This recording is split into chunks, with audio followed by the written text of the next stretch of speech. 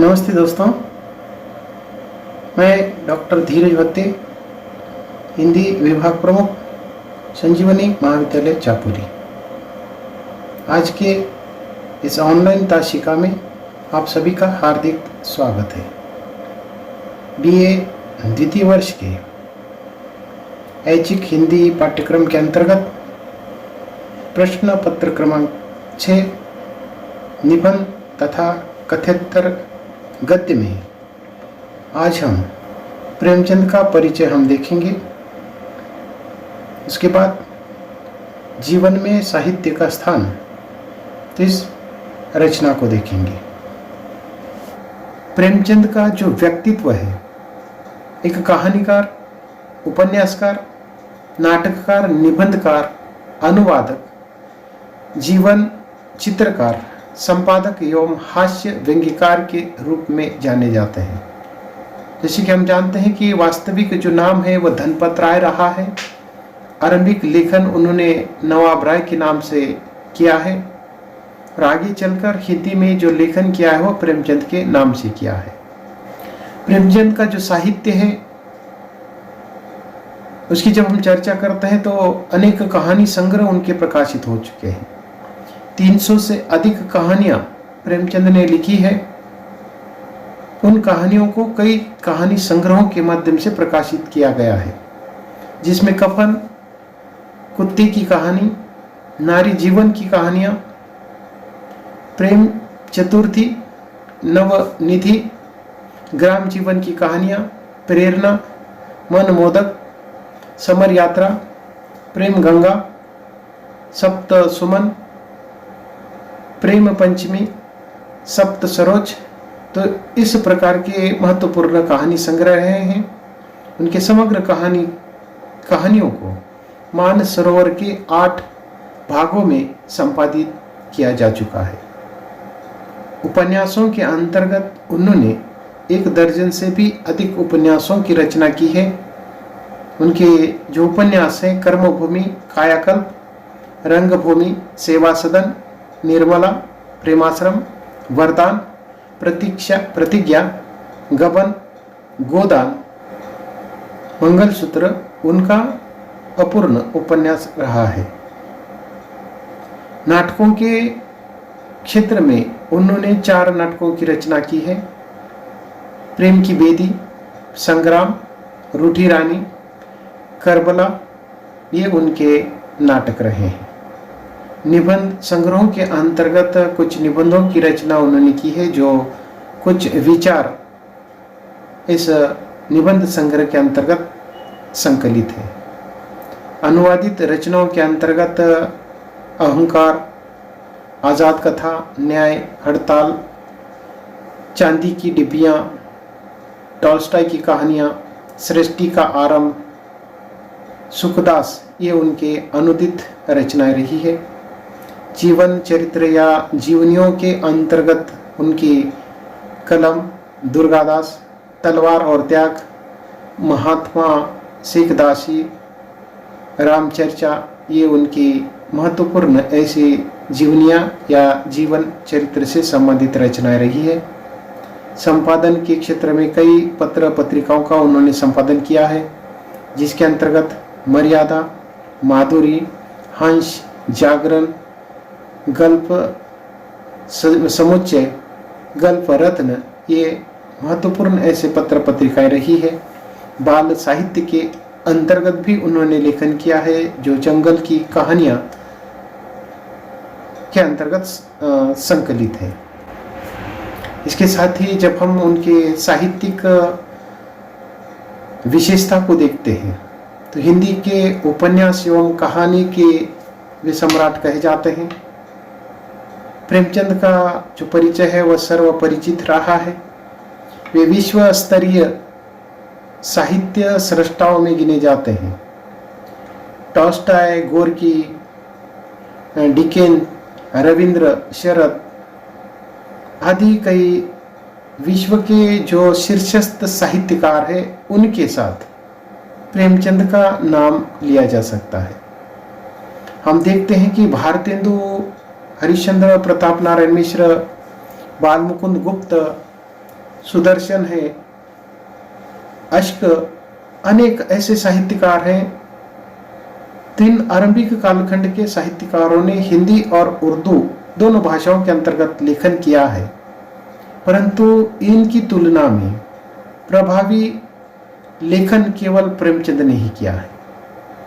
उनके पूर्ववर्ती साहित्यकारों की जब हम प्रेमचंद के साथ तुलना करते हैं, जिसके अंतर्गत श्रीनिवास हैं, बालकृष्ण भट्ट, देवकीनंदन खत्री तथा उनके परवर्ती उपन्यासकारों में वृंदावन लाल वर्मा, जैनेन्द्र है, यशपाल, इलाचंद्र जोशी है, भगवती प्रसाद वाजपेयी है, भगवती चरण वर्मा है, अमृतलाल है, अमृतलाल नागर, फणीश्वर नाथ रेणु, श्रीलाल शुक्ल, ये उनके परवर्ती महत्वपूर्ण साहित्यकार रहे हैं। लेकिन इन समग्र साहित्यकारों में जो श्रेष्ठ लेखन है वह प्रेमचंद का ही देखने को मिलता है।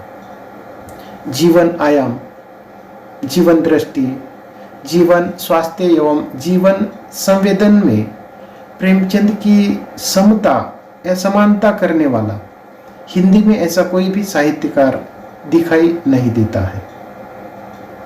उनकी कृतियों में लगभग 4 दशकों का जो इतिहास है वह प्रतिबिंबित होता हुआ दिखाई देता है। प्रेमचंद हिंदी के महान उपन्यासकार रहे हैं। प्रेमचंद को कहानी की अपेक्षा उपन्यासकार के रूप में अद्वितीय प्रसिद्धि मिली है। प्रेमचंद का सर्वश्रेष्ठ जो उपन्यास है वह रंगभूमि है, क्योंकि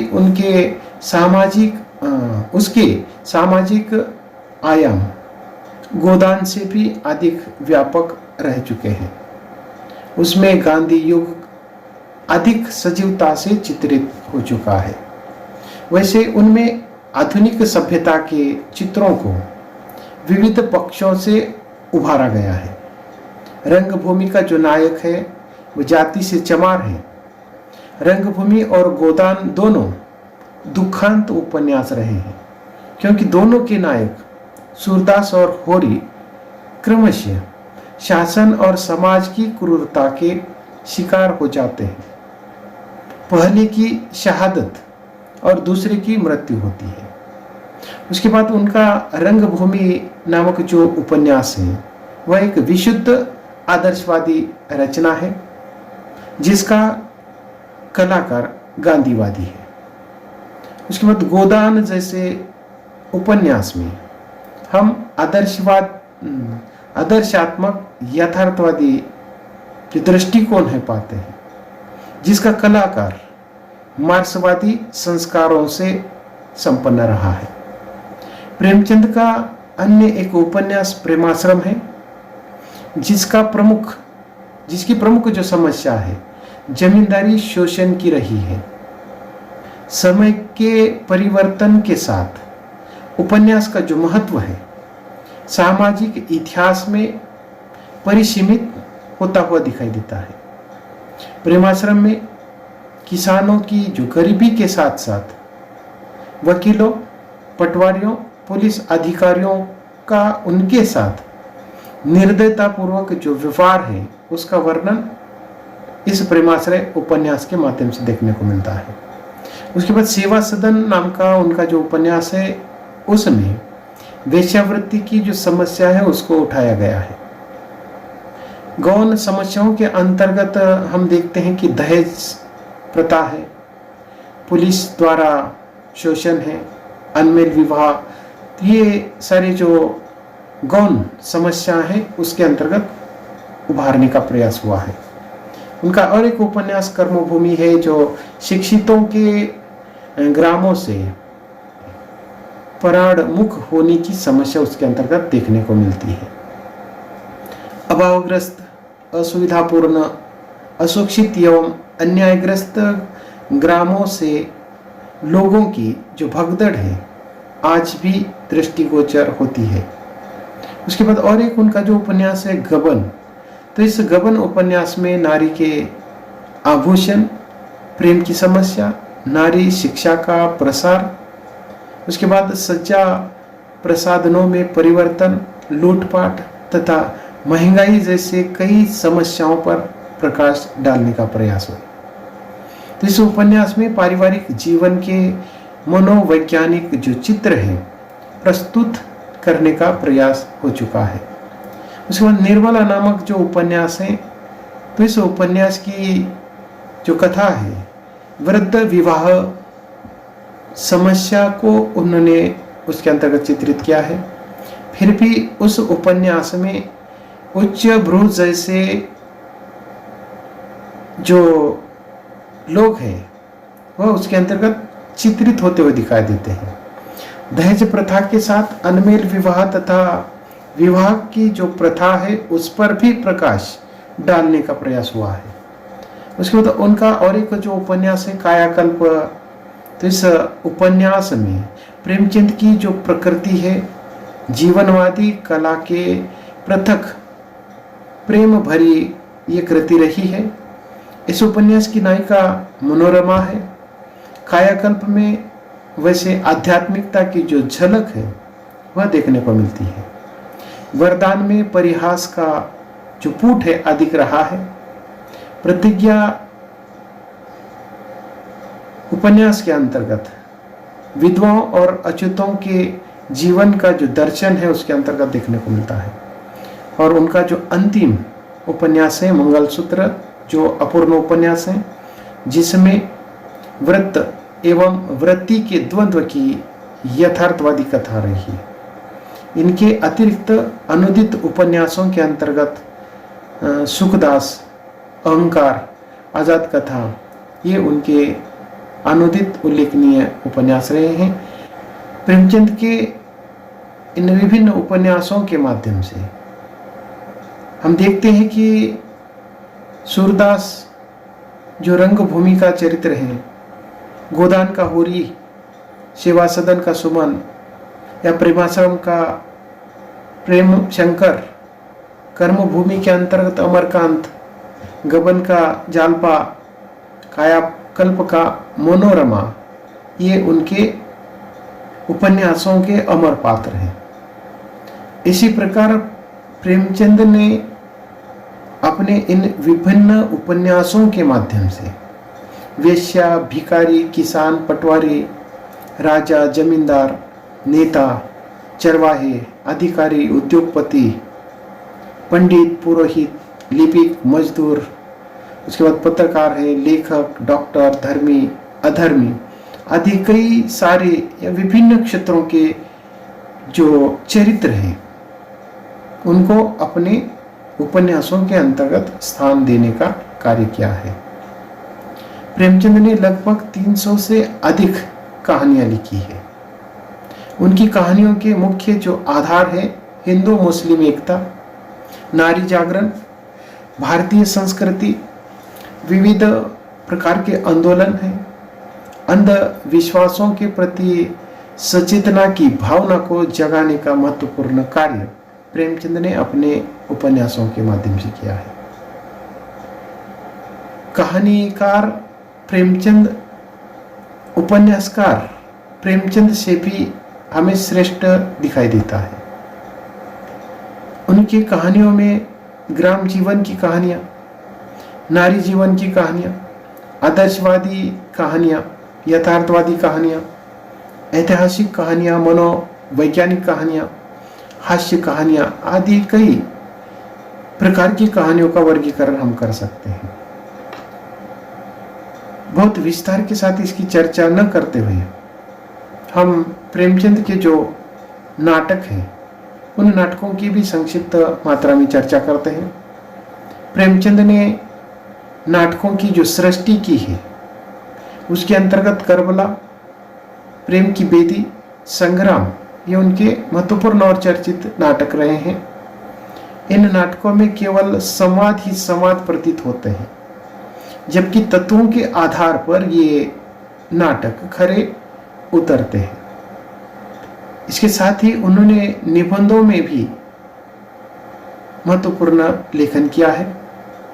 कुछ निबंध भी उन्होंने लिखे हैं जो कुछ विचार निबंध संग्रह के अंतर्गत संकलित है। उनके निबंध गंभीर विचार वाले रहे हैं। प्रेमचंद को युग का प्रतिनिधि कलाकार कहा जाता है, क्योंकि उन्होंने युग और जीवन को आधार बनाकर साहित्य को गढ़ा है। प्रेमचंद ने उर्दू, संस्कृत, देशी विदेशी शब्दों का उन्होंने अधिक मात्रा में प्रयोग किया हुआ दिखाई देता है। उनकी भाषा सीधी, सरल, सुबोध, व्यावहारिक, पात्रों के अनुकूल प्रतीत होती है। सरलता, अलंकारिकता, चित्रात्मकता, अभिनयता, प्रभावोत्पादकता, हास्य आदि इनकी भाषा शैली की विशेषताएं रही हैं। उन्होंने अपने साहित्य के अंतर्गत कहावतों और मुहावरों का बहुत ही महत्वपूर्ण ऐसा प्रयोग किया है। इस संदर्भ में कुछ विद्वानों के अनुसार प्रेमचंद कहावतों और मुहावरों के बादशाह थे। उनकी भाषा हल्की पुल्की, सजीव और आकर्षक रही है। वे अभिधावादी कलाकार रहे हैं। इसलिए उपन्यासकार एवं कहानीकार प्रेमचंद हिंदी साहित्य के इतिहास में अजर अमर रहेंगे। तो इस प्रकार प्रेमचंद का बहुत विस्तृत जो परिचय है, हमने जिसकी चर्चा की है, हम यहाँ रुकते हैं। आज के लिए बस इतना ही। धन्यवाद।